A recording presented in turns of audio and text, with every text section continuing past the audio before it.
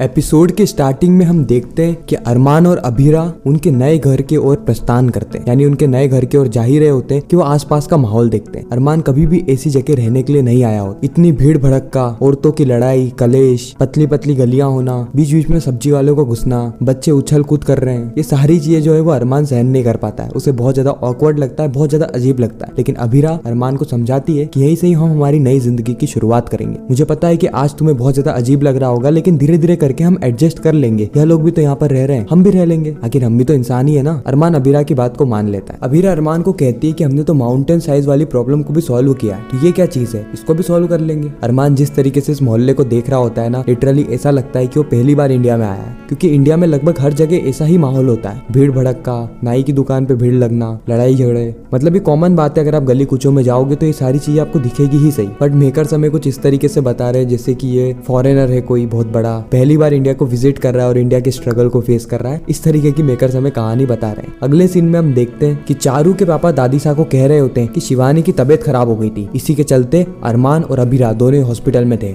दादी सा कहती है कि क्या यह लोग अभी भी हॉस्पिटल में ही है। चारू के पापा कहते नहीं, यह लोग हॉस्पिटल में अभी नहीं है। कावेरी पोतार को समझ में नहीं आ रहा होता है कि जब अरमान के पास पैसे ही नहीं है तो 2.5 लाख के इंजेक्शन लगवा कैसे रहा है। उसी वक्त चारू के पापा बताते हैं कि सारे ही पैसे भर रही है अभीरा, यानी उसकी बीवी। उसी वक्त कावेरी को चिंता होने लगती, क्योंकि कावेरी जानती है कि अभीरा कुछ भी कर सकती है। वह लड़की बहुत ही ज्यादा चालाक है, बहुत ही ज्यादा शातिर है, और अगर ऐसे ही चलता रहा तो अरमान हमेशा हमेशा के लिए अलग हो जाएगा। उसकी बीवी और उसकी नई माँ के साथ अपना एक अलग ही घर बसा लेगा, और यह कावेरी पोतार नहीं चाहती, क्योंकि अरमान के फर्म को छोड़ने के बाद पोतार फर्म की वैल्यू कम हो जाएगी। अरमान बहुत ही ज्यादा मेहनती, बहुत ही ज्यादा लगन वाला बंदा है। सारे क्लाइंट ये बात बहुत अच्छे से भी जानते हैं। इसीलिए तो उनको जैसे ही खबर मिली कि अरमान ने पोतार फर्म को छोड़ दिया है, तो सभी लोग अरमान के पास आने के लिए जाने ही लगे कि कावेरी ने उनके ऊपर रेस्ट्रिक्शन लगा दी, इसलिए वह लोग कहीं पर भी न जा पाए। जस्ट अगले सीन में हम अभीरा और अरमान को देखते हैं जो कि अपने नए घर में पहुंच गए होते हैं। अब कहने को तो ये नया घर था, लेकिन था इतना बंजर कि यहाँ पे इतने सारे मकड़ी के जाले थे, दरवाजे एकदम खोखले हो गए थे। अरमान दरवाजों को देख के कहता है कि अभीरा ये तो इतने हल्के दरवाजे कि 2 लात में टूट जाएंगे, हम ऐसे घर में कैसे रहेंगे, इसकी सिक्योरिटी का क्या है। अभीरा कहती है कि हम सिक्योरिटी का क्या ही करेंगे, हमारे पास कुछ है थोड़ी ना कि लोग हमें लूट लेंगे। और सेकेंडली अरमान, घर बनता है लोगों से, हम इसे घर बना लेंगे। अरमान बातों को समझ तो रहा होता है, लेकिन ये सब थ्योरेटिकली बातें होती है, क्योंकि प्रैक्टिकल जो उसे सिचुएशन दिखती है वो बहुत ही ज्यादा क्रिटिकल होती है। अभीरा अरमान से गले मिलती है और उसे आश्वासन देती है कि हाँ, हम इस घर को अच्छा बना लेंगे। फिर ये दोनों ही मिलते हैं और पूरे ही घर की साफ सफाई चालू कर देते हैं। ये दोनों ही मिलकर साफ सफाई कर ही रहे होते हैं। उसी वक्त अरमान को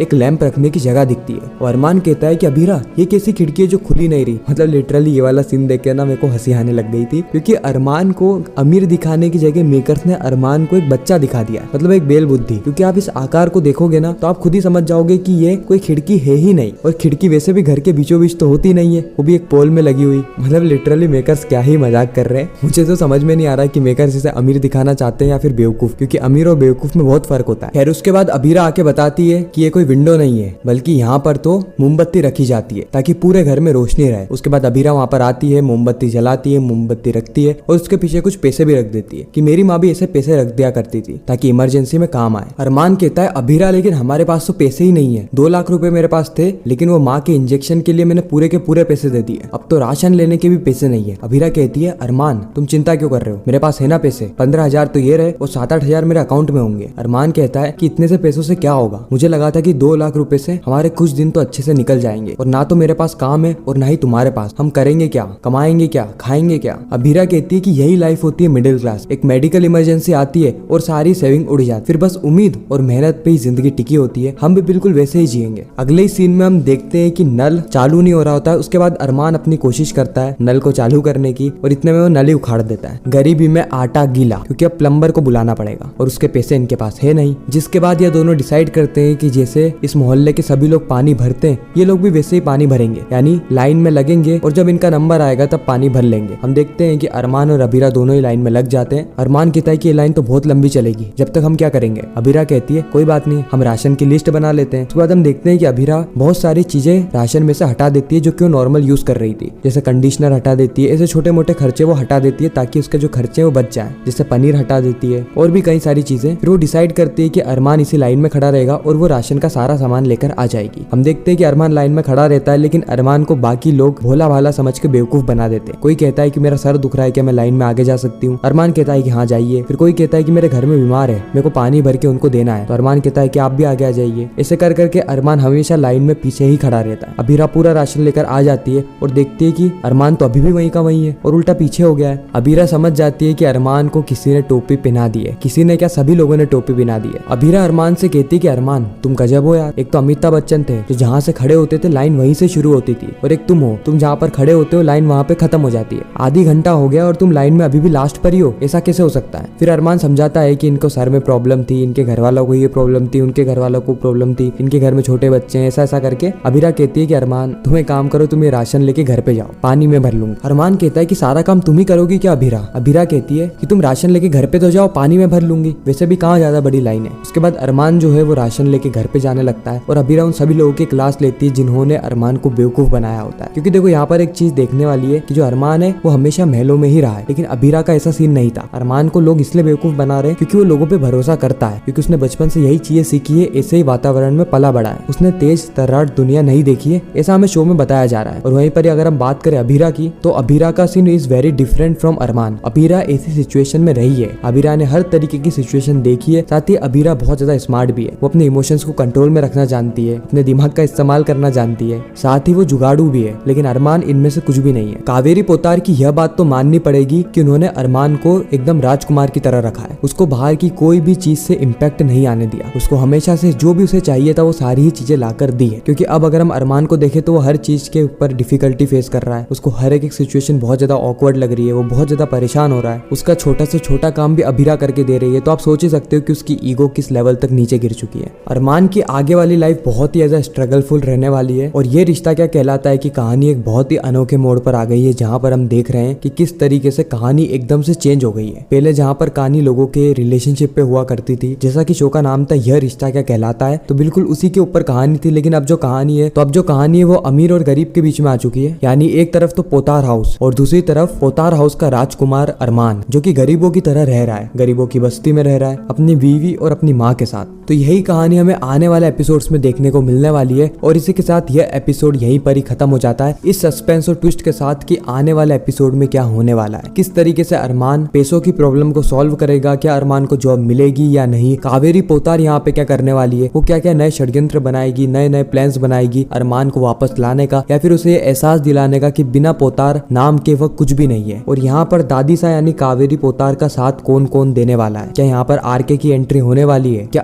अभीरा की मदद करेगा, कियारा और अभीर का क्या होगा, चारू का क्या होगा, ये सारी चीजें हमें आने वाले एपिसोड में पता चलेगी। बाकी आपको यह वीडियो कैसी लगी कमेंट सेक्शन में जरूर बताना। और ऐसे यह रिश्ता क्या कहलाता है के साथ साथ इंडियन टेलीविजन के सारे शोज के रिकैप और अपकमिंग स्टोरी टेलीविजन से भी पहले जानने के लिए हमारे चैनल को सब्सक्राइब जरूर करें। मैं मिलता हूँ आप सभी से किसी नेक्स्ट इंटरेस्टिंग वीडियो में, जब तक के लिए गुड बाय।